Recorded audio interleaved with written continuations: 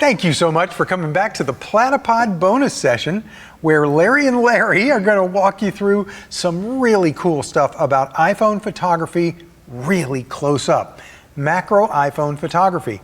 And the reason that this is happening is because there's this guy named Larry Tiefenbrun who invented the Platypod and tons of other camera-related gear, and it's so dialed in to the iPhone user's needs. Dr. T, I don't want to wait any longer. I want to bring you on camera, and we can start our session. This is going to be great. Hi, everybody. Again, if you've been to our past sessions, we're going to have another jam-packed session, a little bit different this time. First, Larry Becker is going to do a presentation of some of our top Platypod pros who specialize in macro photography, showing you what they can do with an iPhone in macro. So we hope you'll enjoy that. And then after Larry's done with his presentation, showing you these beautiful images, I'm going to jump in and I'm going to show you how to assemble a rig for doing macro with your iPhone that makes it really easy to be able to do close-up macro shots of nature images, products. We're going to do something with some wedding rings, and you'll be able to translate that to food photography. It's going to be really, really cool, and I'm going to go through everything with you step by step so you'll understand how everything works. And we're going to show you two kits that we have for this purpose, and one is called the Lighting Support Kit, and one is called the Mag Deluxe Set, and that gives you everything you're going to need to put everything together here for your macro. So without any further ado, again, welcome to all of you who are joining us for the Platypod section of the Kelby One iPhone conference, and our section called iPhone Macro Photography. Larry, take it away. Yeah, and I do want to point out, you can ask questions. Now, all day long I've been saying ask questions in the Q&A, and then after the session is over, the instructor will go back and maybe be able to type in some of those answers. Well, it's a little different here. You can ask questions in the Q&A, but also in the chat, and whatever questions you come up with, Dr. T and I are going to answer those at the end of this session. So we're actually going to answer them in the live session toward the end. All right, now we have a slideshow presentation pulled together for you to show you just some amazing images, and I remember collecting these and just I was blown away by so many of them. So as we jump in, there's first of all the wonderful Platypod family setup picture, but right after that, these are the two product sets, the groups that Dr. T was talking about. These kits, because Platypod is just tons and tons and tons of different gear for different things, but there are collections of gear that will help you out. These are the two collections that we'll be talking about a little bit tonight, and then you'll understand a little bit more as things come together, which might be best for you. Next up, our first shot. This is from our good friend, and you've also seen him as an instructor, Rick Sammon. Now, I want you to look at what's going on screen here. On the left is our behind the scenes. This is a lot of what these presentations are built around, is an amazing shot like the fingers on the keyboard on the right, where Rick Sammon is showing his own piano and his own hand. But then on the left, you see a lot of things going on. So let me tell you a little bit about what Rick has going on here. He's got a Platypod Extreme, and that's sitting on top of his piano. And then from that, he's got two goosenecks. One gooseneck leans out over the keyboard, and then there is a Platypod grip. It's a cell phone grip holding the phone in position over the keyboard, so he can put his hand in there and take that really nice close-up image. Now, on the Platypod Extreme itself, he's got a heavy ball head. It's a Platyball, the Ergo. And then he's got the other gooseneck with an old model of Platypod attached to that and hanging in the other direction. He did all that for balance, because there are times when you can use a Platypod on a flat table and then clamp it there, but there are times when you can't clamp And in this case, you can't clamp to the top of the piano. So how can he hold it still? Well, he just put some good weight on it and some good counterbalanced weight, and that way he's able to take the picture of his hand. And that's a really good close-up image. Next up is another image from the same photographic artist, Rick Sammon. And what you're looking at here is a fun sequence of images that Rick and his wife Susan took using some of the latest Platypod gear.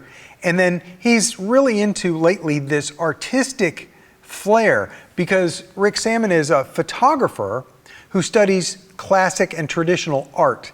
And so he's the guy that combines those things. And I see this a lot because I follow him on social. I see his images then becoming traditional style paintings. But what you're looking at here is, you're like, how do you look up at planted flowers, at flowers that are blooming? And whether it's on the left or the right, that's exactly what's going on. He's looking up, and then he takes the picture, and then he was able to retouch it using Topaz Impressions as his app. But if we go to the next slide, you'll actually see where was his camera mounted. It's his iPhone camera, and it's mounted there on the ground below those blooming flowers and shooting up. So you can see how Rick is getting below those blooms. And you can also see he's got an aftermarket lens. Some of the photographers will use the aftermarket lenses, and some go with the built-in lenses. Depends on what they're doing. Next up, you will see somebody photobombed. And that's actually Susan Sammon. And it was a picture that was taken during this setup. And I don't know if Rick did it this way. I don't know if he had it there and then took the picture on a timer, or if he did what I do. I hook up my Apple Watch to my phone camera on my iPhone, and then I can see the preview of what the camera sees, and then I can take the picture by just touching on my screen. And so you could do that on a timer, or you could do that with an Apple Watch and take a picture right there shooting up from the bottom of the blossoms and take Susan's picture that way. Next up, some more of the similar art, and that artistic impression was added, like I said, with Topaz Impressions app. Now, you're about to see what's called a refraction. Oh, Dr. T, did you have something you wanted to say? Before we go to that, Larry, let's talk a little bit about defining macro photography, because there's often a lot of confusion about that. So the general definition that we use in photography for macro is to say that the size of the object that you're photographing will come out at least 1-to-1 with the size of the sensor in the camera. So if you're using a 35 millimeter camera with the old 35 millimeter film, or today with a sensor that's similar size to that, say you took a picture of a postage stamp that's, I think, 24 by 36 millimeters, or approximately about there. Once you get in close enough that that postage stamp completely fills the sensor, you're at a 1-to-1 ratio. That's where macro starts. And when you get closer than that, you're into the micro range. When you're dealing with an iPhone, okay, you're talking about a tiny little sensor here. It doesn't take a lot of real estate to fill up that sensor. So you're going to see that a lot of these images, almost everything is macro once you get a bit closer than that, because you're filling the entire sensor with your image. Yeah, so people normally think about it as being microscope photography, microscopic, and it's really not that. It's really just close-up photography, and in some cases it is almost microscopic. Thank you, Larry, and that's exactly correct. Most people are confused as to which lens here does the macro function, and it's actually the super wide, the ultra wide 0.5 lens. I believe it's this one here. And if I look through this, my own iPhone here, we're just looking at my hand, okay? Something interesting happens. Let's focus in on my mouse here, okay? When I get super close to this mouse, Okay, hang on one second. Just untangle. Okay. When I get super close to this mouse, notice what happens. You're going to see a jump. There it goes. Did you see that? Yeah. It jumped from regular to macro. Now, even although I have this saying that it's at 1x, when you go into macro, you're actually at 0.5x, but it's cropped. And I'll show you what happens when I switch to 0.5. Everybody, keep your eye on the 1 and the 0.5 on the left. Okay? Switch to 0.5, there was no jump. And here, when I go in closer, it's already in macro mode. So just a little point that I've learned about this, when you're doing macro, you're always using the 0.5x lens. It's just when it's at 1x, right? Okay, when you see the flower up there in the left corner, that means you're in macro. When I come back, that flower is going to disappear and it goes into the regular mode. So I thought you might be just interested in understanding how that works. Larry, you have any question about that, or anybody else have it out there? I think we're good on that. And we have so many images to show. We got to jump ahead and let's have a look at what Stuart Wood did.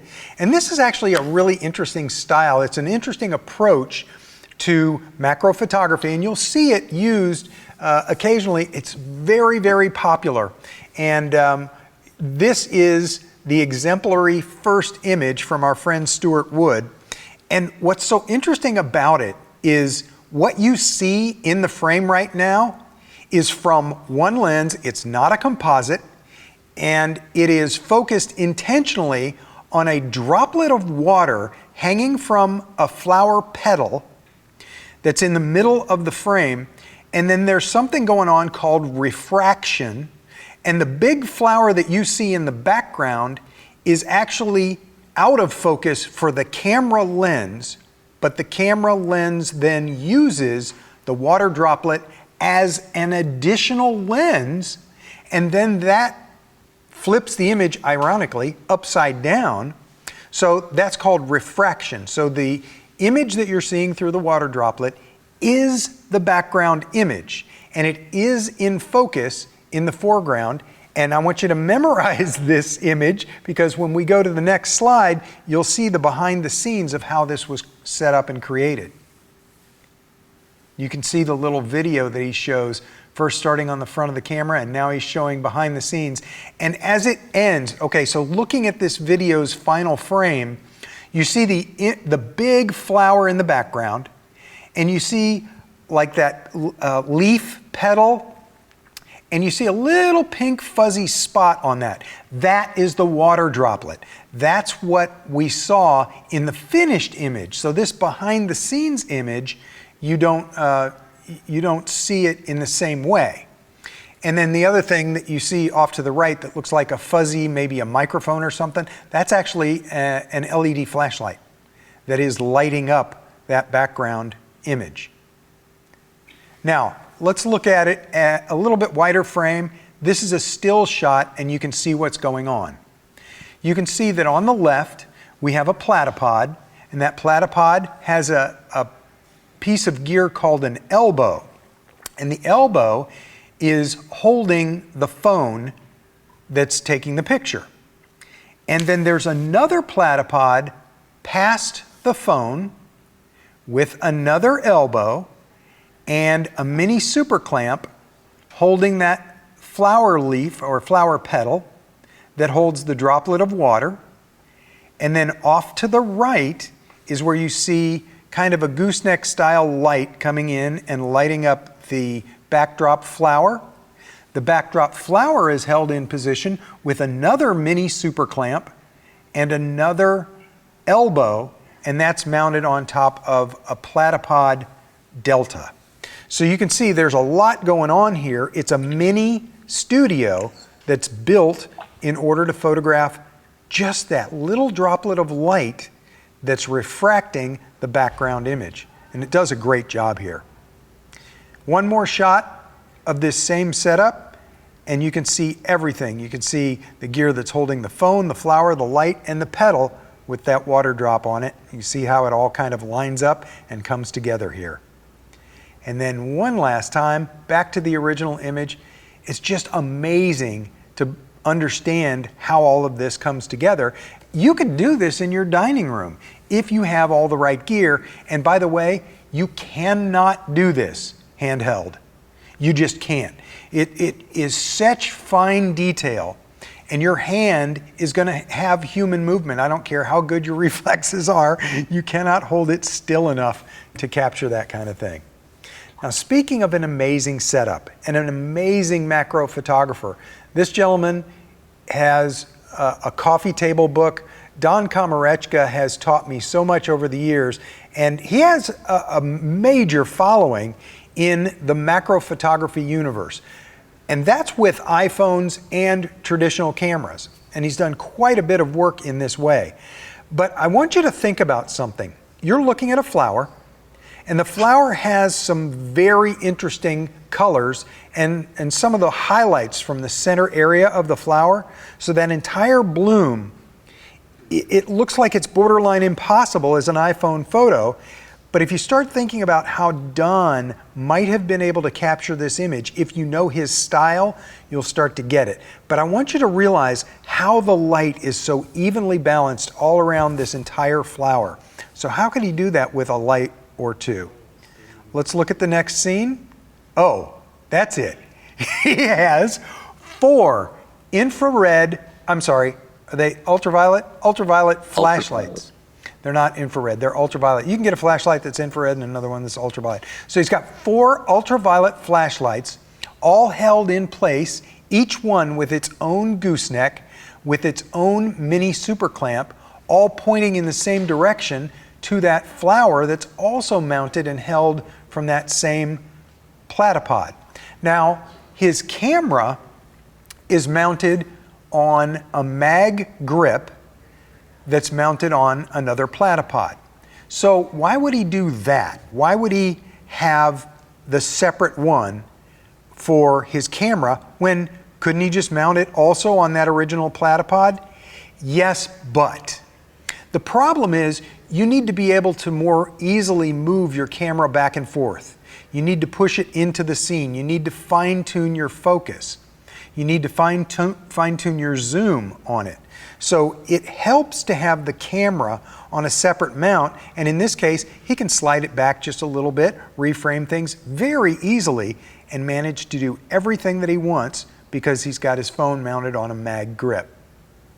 Don? And Larry, yeah. If I could just chime in for 1 second. And the other thing is, you'll notice with all those lights in there, I don't think Don left any room for a camera. And I think once you've seen this image, you understand why Don is known as the mad scientist of macro photography. We don't expect everybody to shoot like this, but Don is an absolute artist at this. And I would like to make a little plug for my friend Don's book, which I own a copy of and I've learned tremendous amount from. And it's called Macro Photography, The Universe at Our Feet, and it just came out in its 2nd edition, and I cannot highly enough recommend this book. Not only will you learn a tremendous amount from it, but as Larry said, when you're done with it, it goes on a coffee table and people will marvel at the images, fluorescent photography, snowflake photography, all kinds of amazing macro shots. So thank you, Don, for contributing those images, and Larry, we're back to you.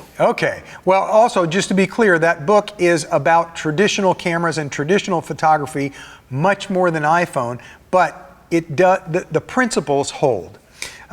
With respect to what Don has going on here, he provided us with a number of images, not just this one ultraviolet flower blossom. The next image that you'll see is actually, look at this for a second and try and think, what is that?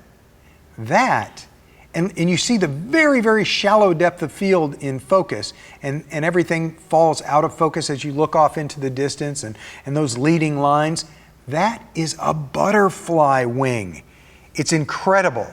So how could he capture that?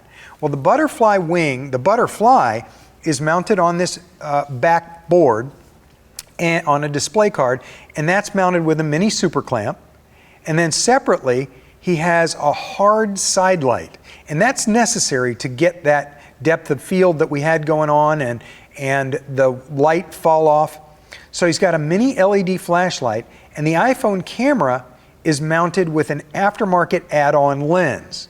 Now, it's definitely not something that you can do handheld, as I mentioned before, because just the slightest movement is going to blur all of that really sharp focus stuff. So you have to have your camera held rock solid in place with some sort of camera mount, camera grip. So that's what he uses the Platypod gear for. Have a look at the next slide.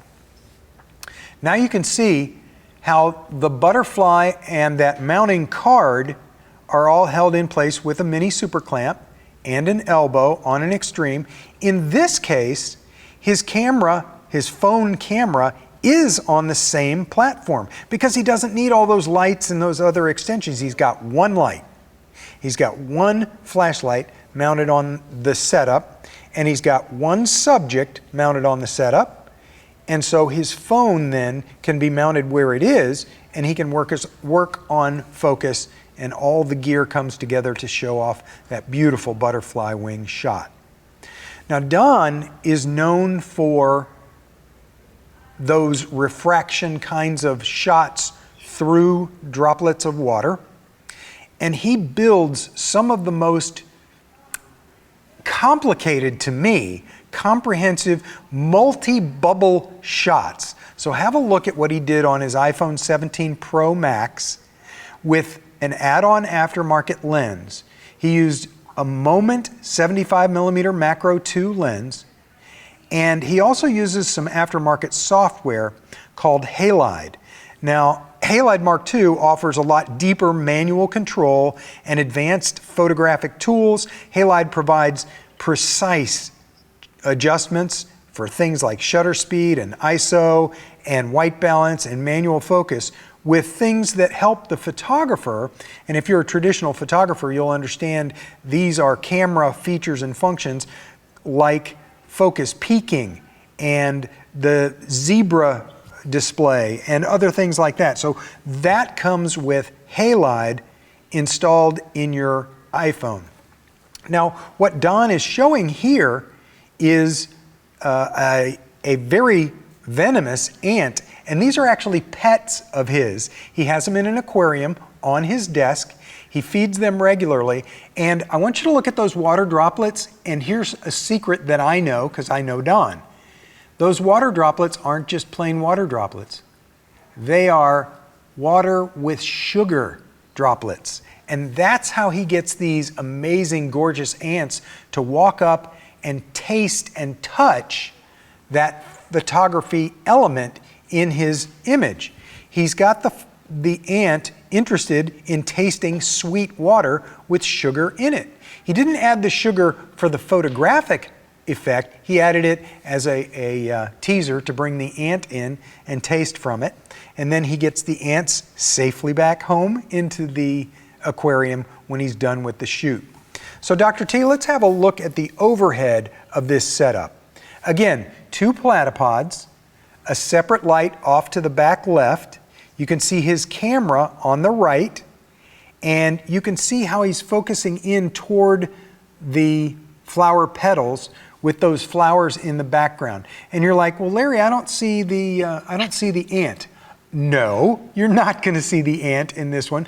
This is an overhead image of his setup before he was able to photograph the ant. When you have an ant like this, I am learning from Don, when you have an ant like this that's a subject in your images, you got to realize that it is a living being. It wants to do what it wants to do and walk around. So you can't take a behind the scenes picture like this and also have those images of the ant. One more picture of the behind the scenes to give us a slightly different angle so that you can see where everything fits, how it all comes together. And that's how he was able to light the backdrop and the ant and get those 5 droplets of water and get it all to come together like this. It's just gorgeous.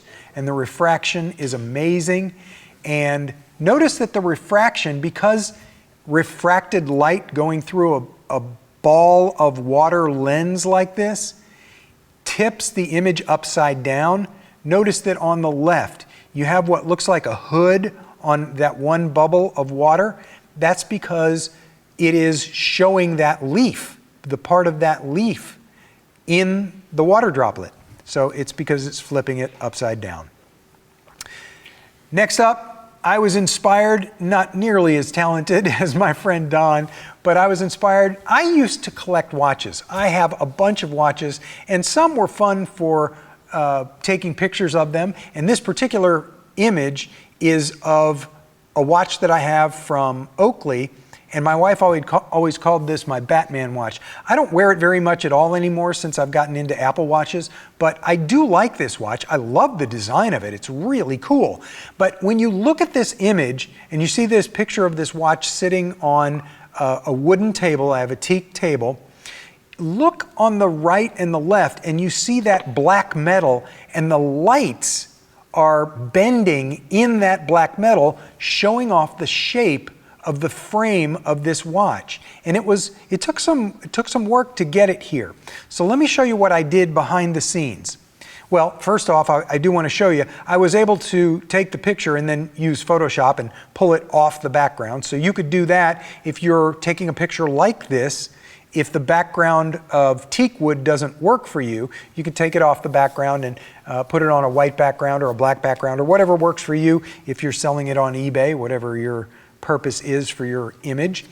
I was actually in a dollar store and I saw a really cheap piece of glass bottle. So in the next slide, you'll see my idea on the left was to take this bronze glass bottle. It cost me under $2.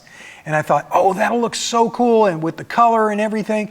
But it was too small in diameter compared to the human wrist. I couldn't get the watch to look right on there. And so I started to set up my lighting and do all that stuff. It just didn't work out. So what I ended up having to do was ditch the glass vase, and then on the right you'll see a slightly different view of the setup of the watch. And I want you to think about this. How is that watch with nothing through the middle of it, no human wrist, no glass vase, how is that watch standing upright? Well, the secret is I used something that I use a lot to hold things still and stable when I put them down on a flat surface to take a picture. So in the next image, you'll see my secret. It's poster putty. This stuff is super cheap. You can get it on Amazon. You can get it in Walmart and Target.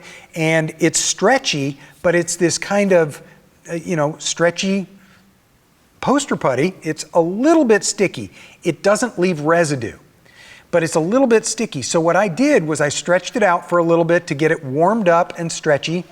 And then I put a little ball of it on my dining room table. And then I pressed my watch into it to get the poster putty to hold my watch still in exactly the position I wanted it in. And then if you go to the next slide, you can see on the left is the finished image, and on the right are my two panel lights mounted on Platypod gear on goosenecks on the left.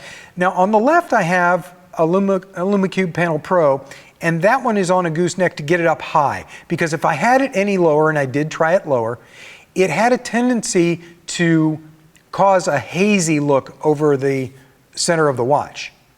And then on the right, that panel I had shining directly at the watch, but it didn't look right there. It was causing too much reflection. So what I had to do was almost point it entirely away from the scene.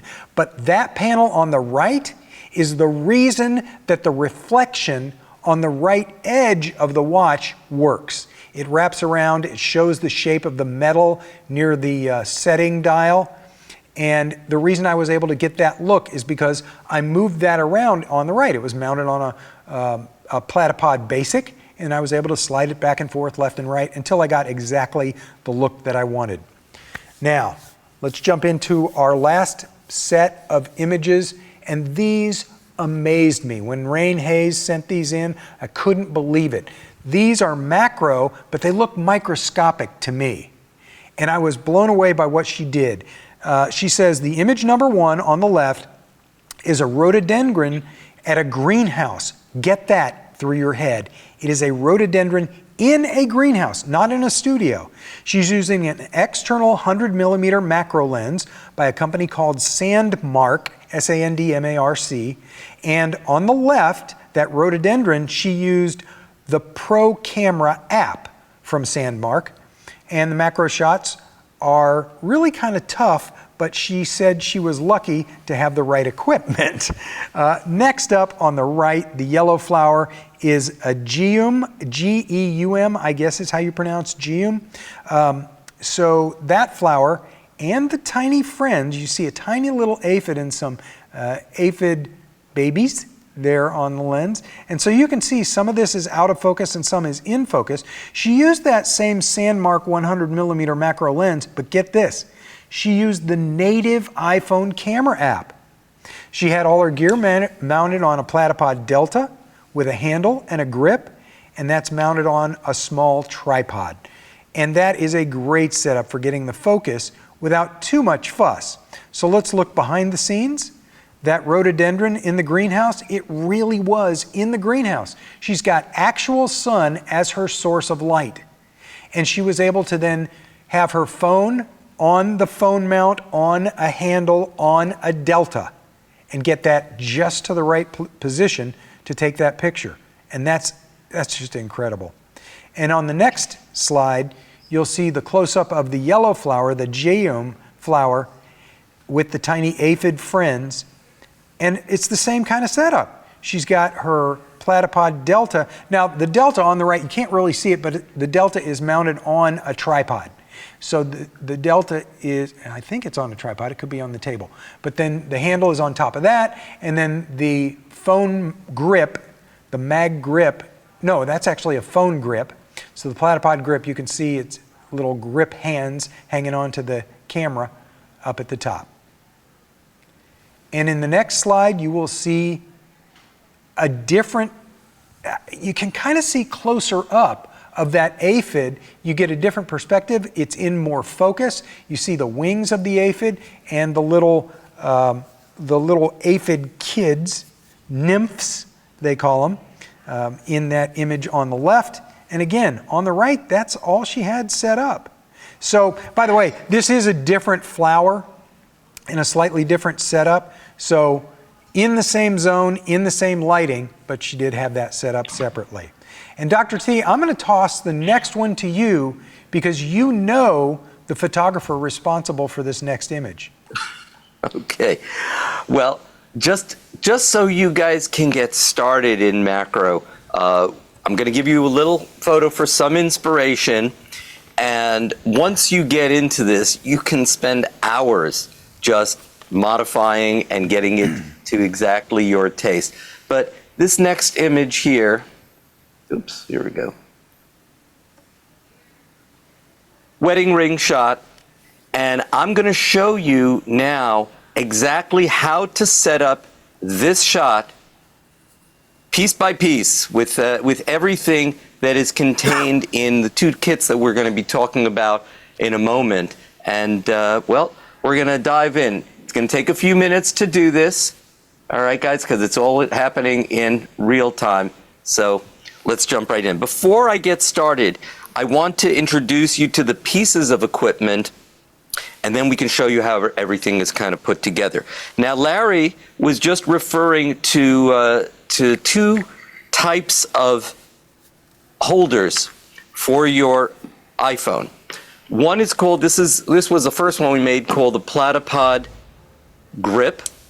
And what it does is it has a stem, okay, a stem that's controlled with one knob, and the top of the stem is actually a small ball head that allows you to turn the holder in any direction you want, 360 degrees around, 90 degrees up and down. And the way that it holds the phone is by just spring-loaded action, and that's it. You can hold your phone. It's got some cold shoe adapters if you want to put on microphones or lights onto it. And this was our original phone tripod mount. But lots of our customers said to us, we would like something that we can use with the MagSafe feature of the iPhone. So we came up with the Platypod mag, and put together with the same kind of stem as you saw on the Platypod grip, we call this the mag grip. And very simply, to mount onto it, you just put it on like that, okay? Another piece of equipment that goes with this, and you'll see it in our Mag Deluxe kit, let me just move over here, is a simple round disc that forms a base, and we call this the Basic. This is actually called Basic Plus. It's a little bit larger. We also have, this is a 4-inch version. We also have a 3-inch version, but this is the one you get with the Mag Deluxe set, okay? And that'll hold everything together. The last thing that you'll find in that Mag Deluxe set is the Platypod Charge, and this is a charging pad with a magnetic attractive ring on it, and you can pop it onto here, and then you can place your phone on here, and it will charge your phone while you're working and still leave you an open port at the bottom. I've got some wires on my phone over here so that I can show you the images on my phone in real time. Dr. T, there's one thing that I want to point out is both the mag grip and the grip. That stem that Dr. T showed you being screwed onto the Basic and the Basic Plus, that stem at the base is shaped to fit into any ARCA-compatible ball head. So you can actually grip that in the top of your ball head if you have traditional photography ball heads. That's correct. Not only that, it also can go right onto any kind of tripod base. It can go onto any Platypod because it has a 3/8 inch socket here, and it also has accessory 1/4 inch sockets. So you can even put this on top of some of our other devices, such as goosenecks and elbows. And we'll get to those. We're going to get to those in a second too. Like I said, there's a lot to walk through. I just want to put this off to the side for a second for a little later, and let's show you some other little devices we're going to be talking about. This is the Platypod Extreme. You've seen this in a lot of the images. This is the base platform. This is what holds everything together. We also have a smaller device called the Platypod Delta. I'm not going to talk about that in this talk because we're going to need this to hold up several devices, so I want a wider base, and this is included in the lighting support kit. All right. The other items we're going to be using, Platypod Elbow.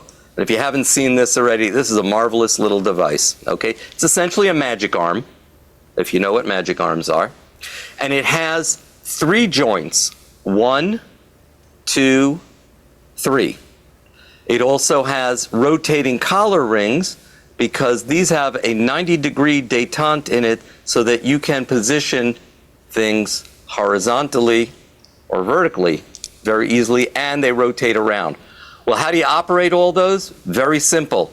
One single knob locks everything at once, just like that. So it's real simple to use. And when you're inserting this, you want to keep this extended straight out, only because, especially with my fumbling hands, it's much easier to thread this in to the Platypod. The other thing that's special about our elbow, because there's several other brands that make elbows, usually they have 7mm long nuts at the end over here. If we did that on a Platypod, those ends would protrude through the plate. This one's 4.5mm long because our plate is 5mm thick, so when you put it in, it doesn't protrude through the bottom. The next item I want to show you, very simple, Platypod goosenecks with a 1/4 inch socket at the bottom and a 1/4 inch bolt at the top and an extra cross nut adapter so that I can take that bottom socket and turn it into a male bolt as well. And what we do is combine the use of the elbow and the goosenecks, because what will happen is the elbow will give you gross, large movements and let you turn things around and everything, whereas the gooseneck allows very fine adjustments. So the two of these together are very powerful for positioning. The Platypod Mini Super Clamp. This is really great. This has 2 sockets at the bottom. One is 3/8 inch here, one is 1/4 inch here, and this can mount right onto the elbow for holding objects. In our case, it's going to hold the stage for those rings. In other cases, you can use it to hold twigs. I love it for holding feeding utensils, forks, knives, spoons, because this is great. If I want to get a view of, kind of the diner's eye view of eating something, I can have the elbow and little mini clamp holding this right in place. So very, very useful tools. The other thing you're going to hear about is the Platypod handle. And we're going to show the handle for our setup broken down. Now this goes from 6.5 inches to 6 inches, to 10.5 inches, but we want something much shorter, and you'll see why. So this breaks apart, and then the cap comes off, so I can assemble this into a 3-inch piece, and you'll see where this comes in handy very, very soon. And if there's any other pieces, we'll get to them as we go along here. So let's build our rig, okay? And while you're doing this, Dr. T, I want to remind people, we've had a few questions come in so far. Please feel free to keep asking questions, and we'll do our best to answer those as we're wrapping up. Okay. All right. So guys, we're going to go through this piece by piece. We talked about the elbow. Let's start with an elbow. And I'm going to use this as a support for my panel light. I've mounted some barn doors onto this panel light to give me a little bit more control over the light, but you don't necessarily have to use those. And remember I said keep it extended so you can easily thread this in. And it's usually catching that first thread, which is the hardest, but we got it right away. And because there's so much mobility here, I like to keep the knobs on these very accessible, and I like to have them towards the outside. So I'm going to loosen the knob, turn it towards the outside. I've got it where I want it. Then I will take the gooseneck, and because the top of the elbow has a thumb screw, well, this is really easy to go ahead and mount a device. So the straight bolt that was at the bottom of the elbow goes into the plate. I usually leave the thumb screw at the top so that it's easy for me to mount a device onto it afterwards. Okay, that's in good place. Your lighting support kit also comes with a small but mighty ball head. This will hold up to 15 pounds, and this is called the Platypod Traveler. And we're going to get this into place onto the plate, and that goes right on the center titanium bolt of the Platypod Extreme. Then we have that mag grip we were talking about, and I'm going to load that right into the ball head, just like that. Now you can see how things are starting to build. I'm not going to put my phone on just yet, but that's coming soon, okay? All right. Next, we're going to put another elbow. Let's do this so everybody can see. Another elbow towards the front of the plate, and this is going to hold our subjects that we're photographing. In this case, it's going to be those wedding rings. Like I said, you could use it to hold utensils, twigs, other items here. I want to get this in position to hold a stage. Now, I made up a little stage for this purpose, just taking some gauze and wrapping it around a piece of mounting board, just like that. This one happens to have Mylar stars in it. And I'm going to get this camera back here. Okay, let's continue to build. This is really fun. If you ever like Legos or erector sets, you're gonna have a lot of fun with this thing here. All right. So I've got this now parallel to the table because I want my board to be on nice and flat. Let's bring this back just a little bit. You have so much flexibility with these elbows. And I'm going to tighten that in place. All right. Let's just catch the board by a corner, and these mini super clamps will extend anywhere from about an 1.5 inch width, so you can hold larger objects with it, or in this case, it goes right all the way till nice and closed. All right, I'm going to have to play around positioning this once I get the rings in place, just to get them in the right position in front of the phone, or which we'll at times refer to as the camera in this case, because it certainly is. Okay. And I think we're ready to bring in the phone, but before I do that, I want to talk about the background, because if you saw, there were some beautiful roses in the background. Well, it would be difficult for this talk to actually use live roses, so I have an image of some roses on my iPad. And I didn't mention this object, but let's talk about that for a second. So I have my round base. I've got the bottom part of the handle, which I disassembled, and I'm putting that on the base for the 3-inch height, okay? Then the Platypod disc. Now, I didn't show you this, and you'll say, oh, does that come with the kit? Well, yes, it does, because it is included with every Traveler ball head that we sell, so it's in there. But what it does here is it takes this 3/8 inch bolt and it dumbs it down to a 1/4 inch bolt, which will fit perfectly in a tablet holder.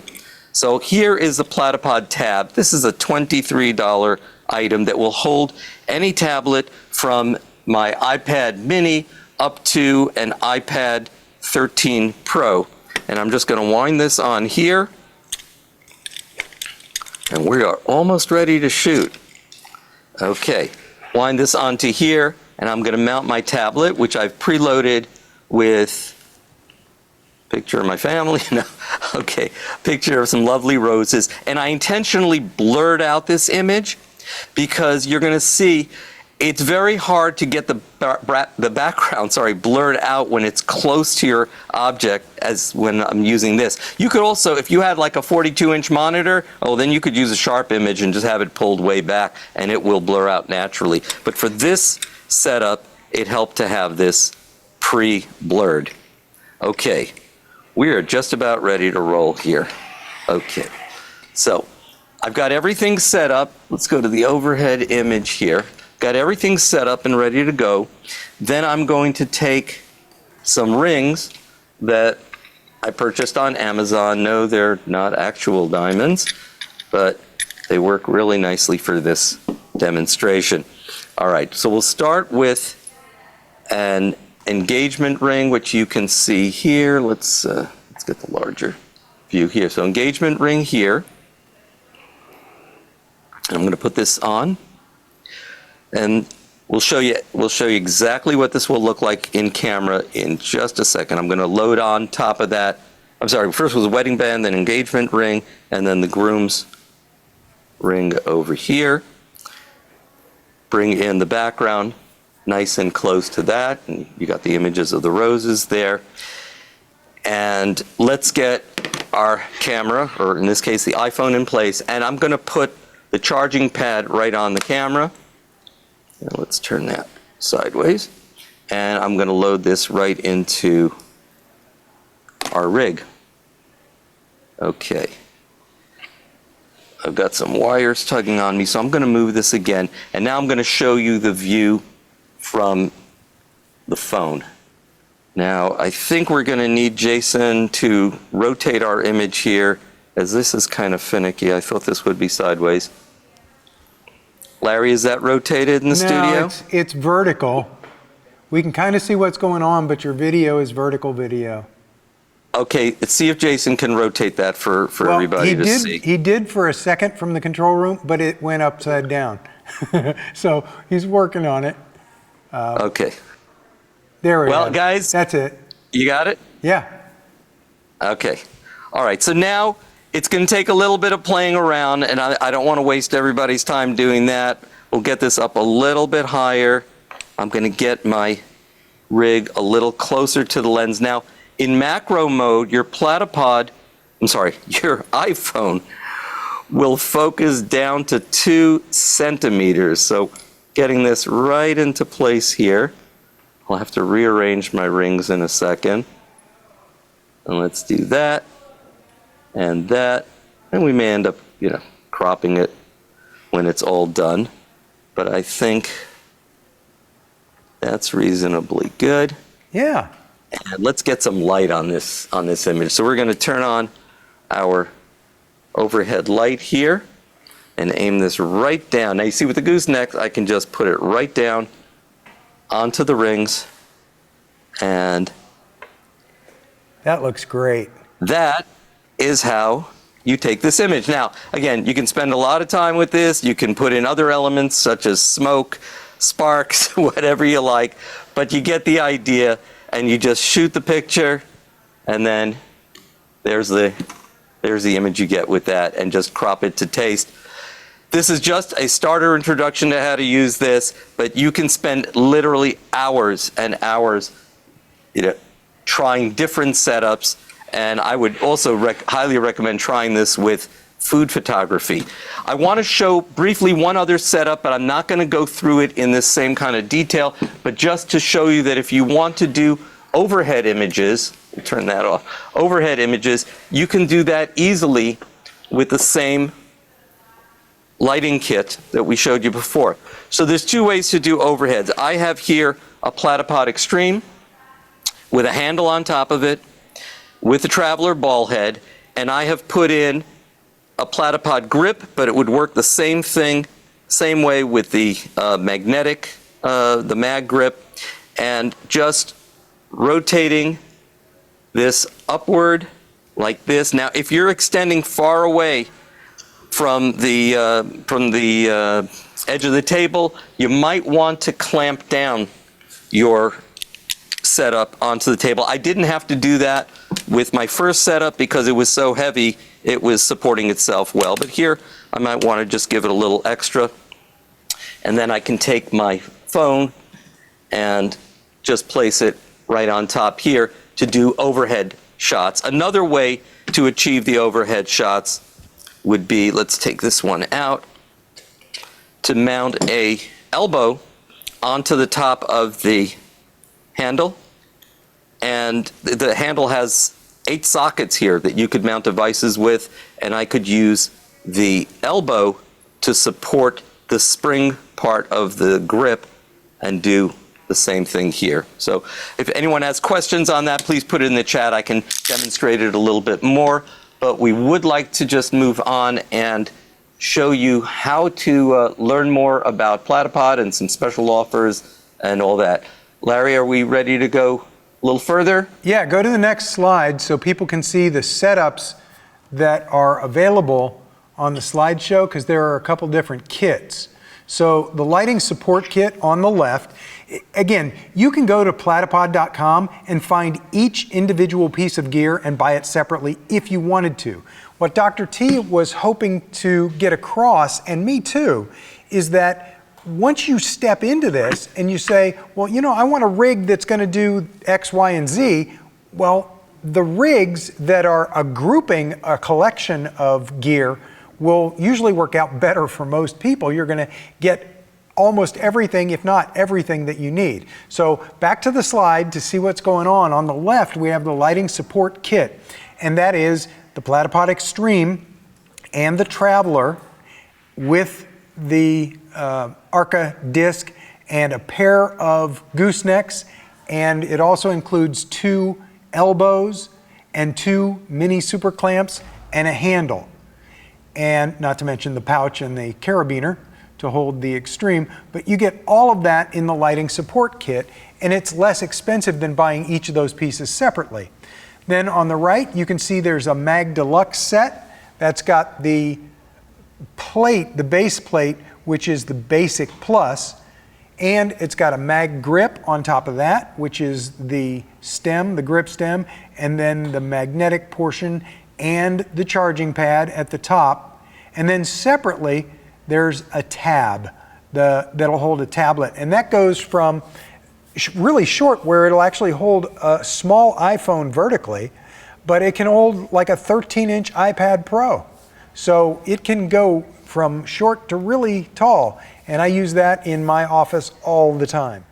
And Larry, I'm going to tell our friends about some ways they can learn more about Platypod. Yes, sir. And start with going to sign up. When you go into our website, you're offered to sign up for our email list, or at the bottom, I think at the top of practically every page, you have a chance to sign up for our email list. And that's how you're going to learn more about Platypod, because every month we send out a newsletter with 3 featured photographers and articles on how to get the most out of your equipment, and beautiful images, often special offers. And I'm going to tell everyone that at the end of the month, on the 26th, I'm going to be coming down to appear on the grid with Scott Kelby, and we're bringing down a wonderful wedding photographer to discuss how to use wedding photographer techniques for your own event photography images. And sneak peek of the new Kickstarter, it's this, and that's all I can show you without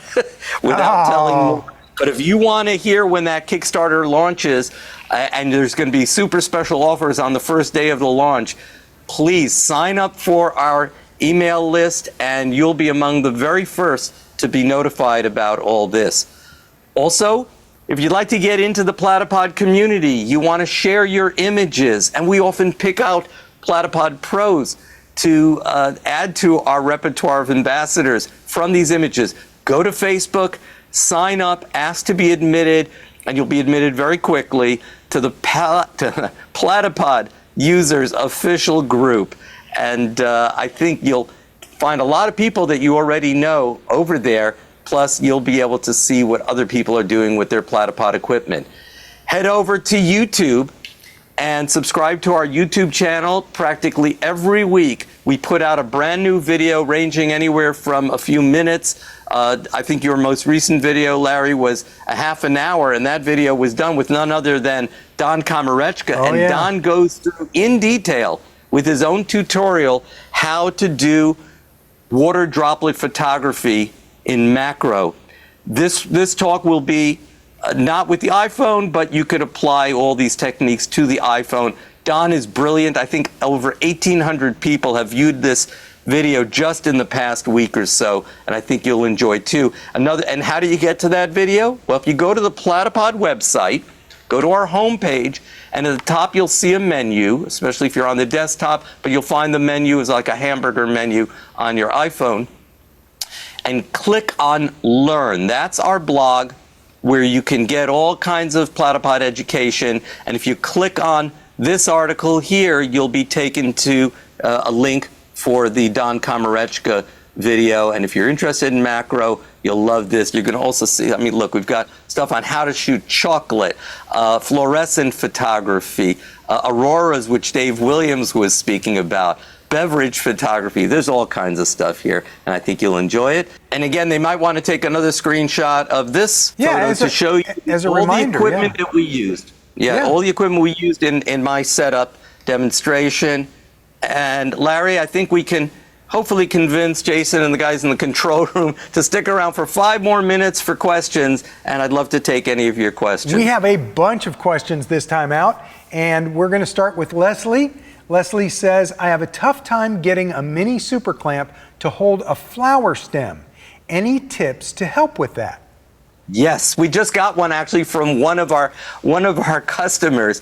Great idea. Take a straw, thread the stem through the straw, and then put that into the mini clamp, and that will very gently compress the straw and then the stem and hold that in nicely. So just a plain drinking straw, just cut off a little piece of it to hold the bottom of the stem, and you'll get that in nicely. Great question. Thank you. That's a great idea. Dr. T, I know the answer, but I will let you answer. Phil is asking, does Platypod plan on offering lights as an accessory, or do you have any recommended brand?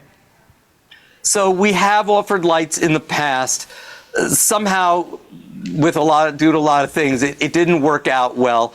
However, we do recommend, we recommend LumaCube, has a very nice line of lights, and I particularly like the LumaCube Panel Pro. It's a full RGB light. It'll give you any color in the spectrum, basically, and we found this to be useful. We've also started to use the Westcott Ice Light. It's a wand light, and what an amazing tool that is, and it gives you a broad a broad amount of light. It's great for product photography and food photography, plus if you do video. So that's another very nice light. A little more expensive, but very well worth the money.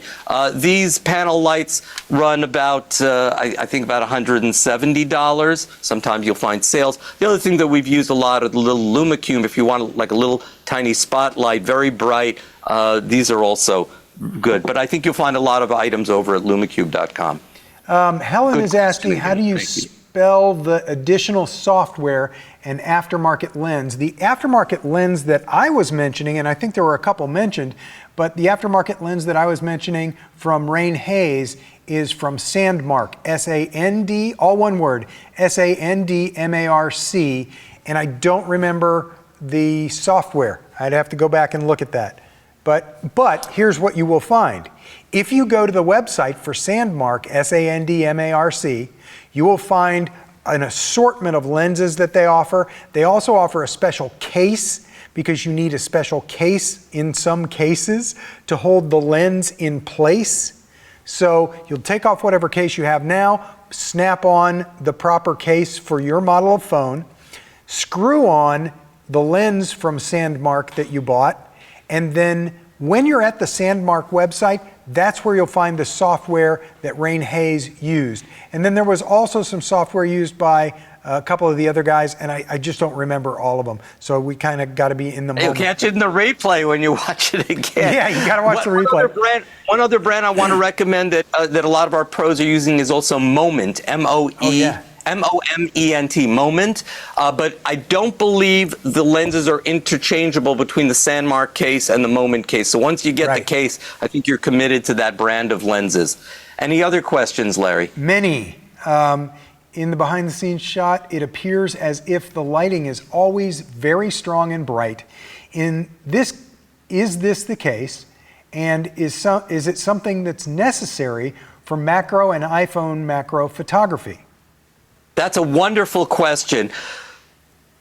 For macro photography, any of these lights that we've shown, a single light even, will work great.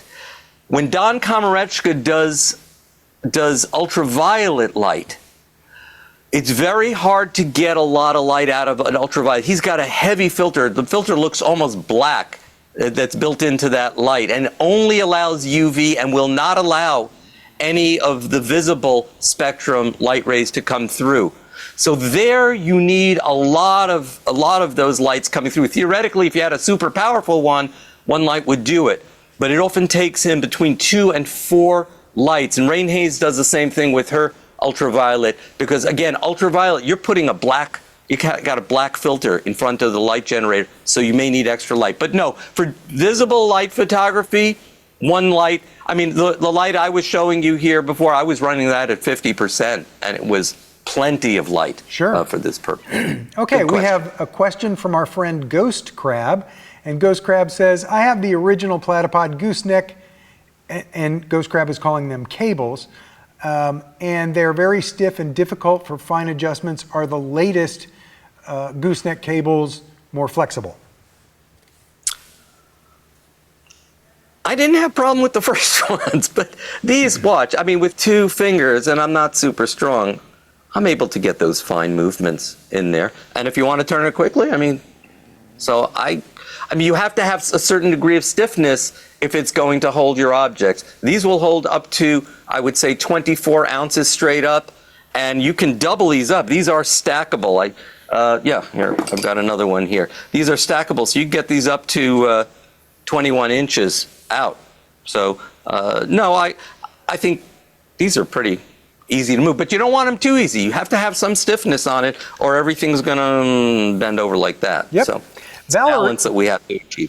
Valerie is saying that my Delta and the travel ball head worked wonders for church shots in Rome. Great products.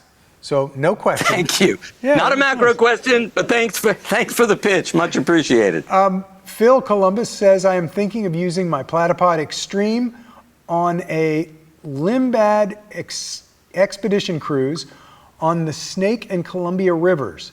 It should be great for my iPhone and Sony A1M2. Can the Platypod Extreme with the handle hold a Sony A1M2 and a Sony 100 to 400 telephoto lens. Without a doubt. And also with the Extreme, I've got the whole rig set up still. There are belt loop straps with it, and I would encourage you, we have several strap configurations to strap that whole rig on to something, to the maybe a bar or a railing on the boat or the vehicle that you're traveling on. But absolutely, this is a great tool, and this will hold nice heavy telephoto lenses. The biggest telephoto lens that you're going to carry around would be somewhere between 8 and 15 pounds the most, and this will manage it. Very good. One of our viewers, Nancy, says, I'm getting lost with so many pieces. For someone just starting out, what would I use to add a flash for a small table setup? And let me point out to our friend Nancy one thing. There is a Platypod YouTube channel with lots and lots and lots and lots of explanation videos on how to use each and every piece of gear and the setups and the kits and things like that. So that aside, Dr. T, do you have a suggested setup for adding a flash to a small table setup? Absolutely. So what you need is a cold shoe clamp like this. Now you can buy these for, I don't know, $7 or $8 at B&H or on Amazon. We have a very nice one that's all metal design, no plastic in it at all, and that's included in our Super Adapter Survival Kit. And this will allow you to do exactly what you're asking about. So you could simply take that clamp, and that is included in the kit. And the kit is very well priced for all the stuff that it can do. I encourage you, and please watch Larry Becker's video on that kit.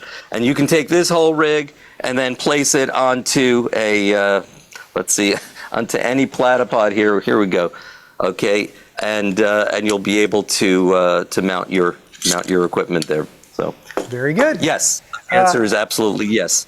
Next up, Ann Cortez says, I have an iPhone 17 Pro. Several instructors refer to the native camera app.